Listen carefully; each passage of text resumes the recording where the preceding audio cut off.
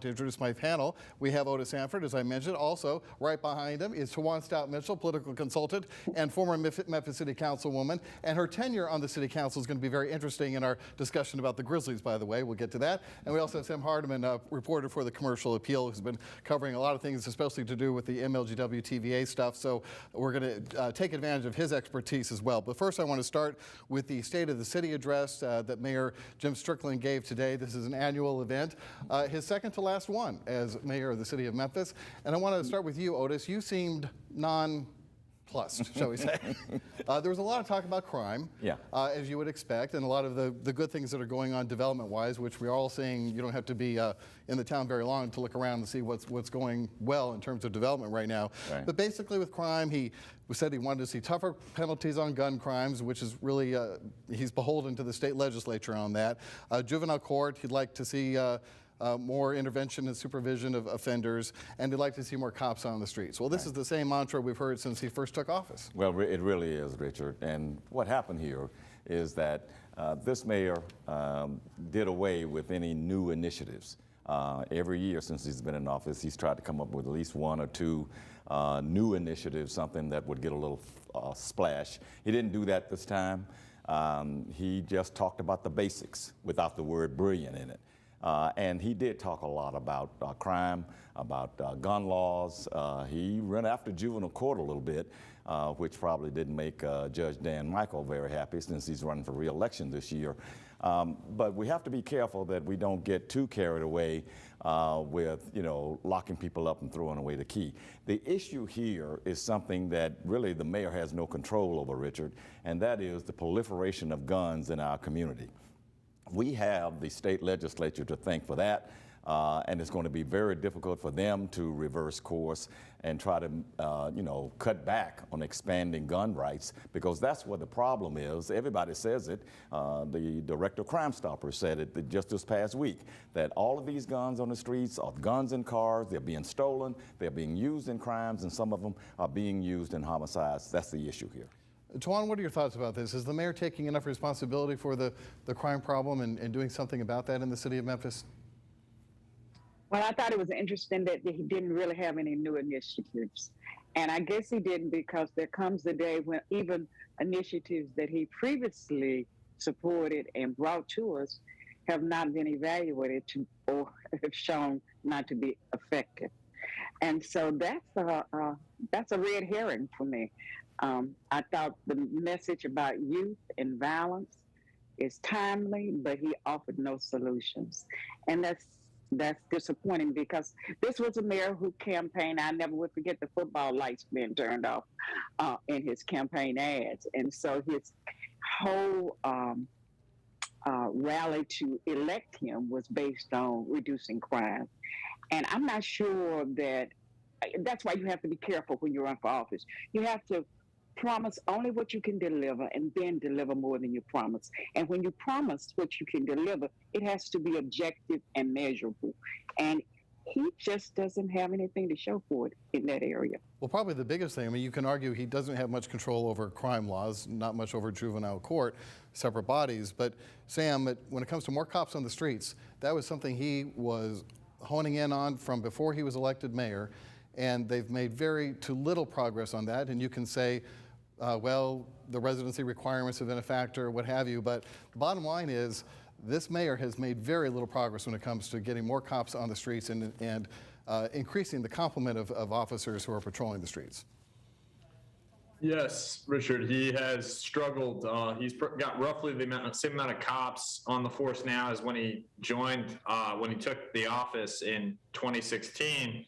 And that's not for a lack of money that the city has spent. A significant amount of the city's American Rescue Plan Act funding is going towards $15,000 bonuses for new police recruits. And so if you look at what Jim Strickland has talked about in terms of both cops on the street and crime throughout his tenure, what he's finding, I think, is that it is a much larger and more intractable problem than maybe we were led to believe in campaign ads, maybe the way the mayor portrayed it before his reelection campaign and during his reelection campaign. And I would also say that the mayor probably would point this out, there are a lot of forces outside of the city of Memphis's control here. Memphis is not the only city nationwide that is seeing a record level of homicides. Gun violence is up a crazy amount across the country. It just so happens that the problem was already bad in Memphis before gun violence raised across the country. So I think looking at this speech, and I would add, two thoughts that have been on my mind is, Strickland sounded, I think, a little weary. I think he sounded like the pandemic and violent crime are two really things that are sort of out of his control. And I would say for the cities, and I'm not here to defend the Strickland administration, but they spent most of 2020 and roughly half of 2021 being the lead government agency on pandemic response here in Shelby County. And I think that late in 2021 and heading now into 2022, I think that is reflected in the lack of new city initiatives here. Well, that makes a good point, because the county government dropped the ball. Let's just be honest when it comes to this. And the city stepped in to fill the void. Right. And it did fall on the Memphis mayor to try and correct things and make them right again. And he did a pretty good job with that. Let's be honest about that. County Mayor Lee Harris, had a little egg on his face with that, and Mayor Strickland stepped in and dealt with that. But two quick points to what Tawan and Sam and what you were saying. This mayor, Jim Strickland, ran in 2015 on crime. He hammered the former mayor, A.C. Wharton, on crime. Every time they talked or every time they had a debate, it was very effective. He won easily. But now he is getting ready to go out of office at the end of next year with some of the highest or the highest homicides that this city has ever had. And the second point is, it's really tough to be a police officer these days. We've seen in the last week alone how officers are being attacked and killed and shot at. Look what happened down in Houston. Look what happened in New York City. Look what happened right here in Olive Branch just the other day with a police officer, a police lieutenant who was shot at and ambushed. So a lot of police officers are saying, I'm not sure I want to sign up for this. That's another issue as well. Absolutely. So, Tawan, as the political consultant in the room here, you know the names that are floating around of people who might like to take over when Jim Strickland steps down, and it's not too soon to start talking about that. You know how successful the crime-fighting persona was for Jim Strickland, but where does a Van Turner or Mr. Young or whoever else might decide to run, where do they pick up the baton here in terms of trying to come up with new ideas, new initiatives that might sell citizens who are growing increasingly cynical at seeing Memphis constantly ranked in the top 5 of most violent cities in America? Well, I want to say two things, because I do think Mr. Strickland has really tried, and he's given his best effort in recruiting officers, and that's a plus. And he's tried to push legislation that would make some changes. But I don't think anybody has, and I would advise candidates who want to run to consider turning toward the U.S. Department of Justice and look at our nation, at what works in communities that are like ours, and then make some comparisons. Do we have the resources and tools to implement some of those initiatives or programs that work? And I would certainly, we have a nationally known police director right now, and I would really use her to be the go-to person in the Justice Department and review some of those strategies that are working elsewhere. Sam, I'll let you have the final word on this. Me? Yeah. Have the final word? Oh, I apologize. The final word. I mean, we're in terms of, if you're a candidate, you're looking at the mayor's office down the road and would like to run and take on that campaign. What are you going to do to try and, where are you going to look to try and differentiate yourself with after following a Mayor Strickland who made crime his big thing? Well, I think that there is an opening for someone, if they would want to go that route, of talking about really what the root issue of the crime is in this community, and that's the amount of poverty that is in this community. It's people, not feeling hope, feeling left behind, neighborhoods feeling left behind. And I think that the mayor in his reelection campaign talked a lot about that. And I think that that is a message that maybe resonated as much as the tough on crime message resonated in for 2015. And so I think that there's an opening for a candidate to talk about rebuilding communities, because the blight that you see around Memphis and the poverty you see around Memphis really hasn't abated.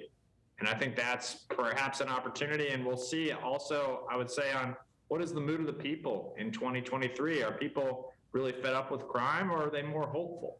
And probably inflation and the national economy have a lot to do with that.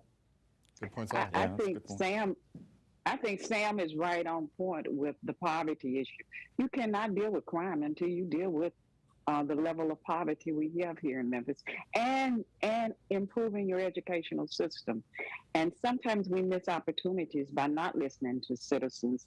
I know Southside High School, where I graduated from, the citizens there, the children are no longer there. And I understand why the school system had to close the building. But we need to find, as a community, new ways to make those buildings more 21st century user-friendly to the citizens that are there and the children around those areas. We don't have enough. We're not, even our homeless situation is it's awful. Yep. And we're not creating enough transitional homes for people or giving them opportunities. And the city leader is more than picking up the trash kind of leader for me. I want a leader who is also transformational and looks at some of those issues and tries to seek solutions to them. The tough sell, Otis, I think you'd agree, is fighting poverty is, we all know, needs to be done. But the Poplar Corridor, in which you get most of your campaign financing, is exposed to that and doesn't care as much. And we've said that about plenty of times. Plus, everyone who runs for Memphis Mayor in 2023, they won't have an incumbent to attack about these issues. They're going to have to come up with their own solutions. Okay, we'll have to leave it there for now.